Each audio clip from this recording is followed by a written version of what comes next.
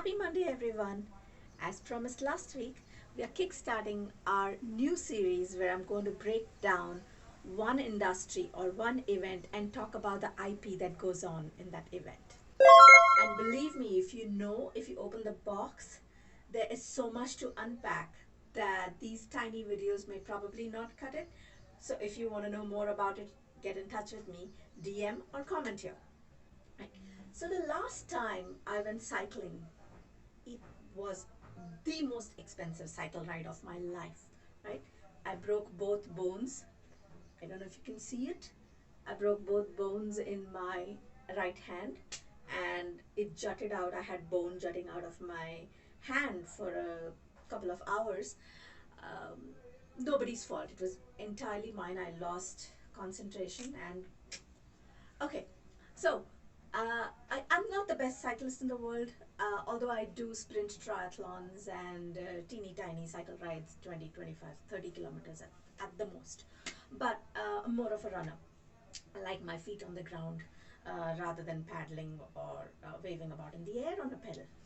So, but Tour de France is going on, and even if you don't care about cycling, even if you're not a sports person, it's hard to not get drawn into the whole atmosphere. Just like the Comrades happens for marathoners, for runners, it's Tour de France is for cyclists. And even though I'm not a cyclist, as I've just told you, I do get drawn into the drama, the whole Lance Armstrong controversy and everything. I followed it like no one's business.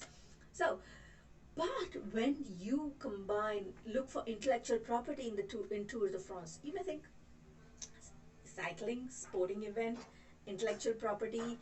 What are you on, Shalini? I am on an IP ride here. Get the pun? Okay. Uh, so trademarks, right? Tour de France is obviously trademarked. La Tour as well. Maillot jaune for their yellow jersey, trademarked. And they do protect it very, very actively, very, very aggressively. Then we have copyrights for the various promotional material, the videos, the photographs, the routes that they use, and so on.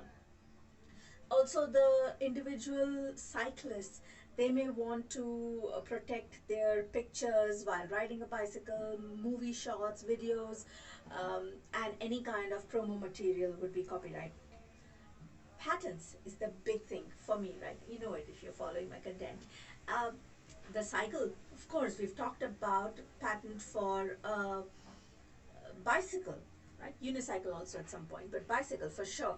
And the seat, the ergonomic seats, the ergonomic handles, the spokes, the pedals, the clip-on shoes, all those are patentable and indeed have been patented.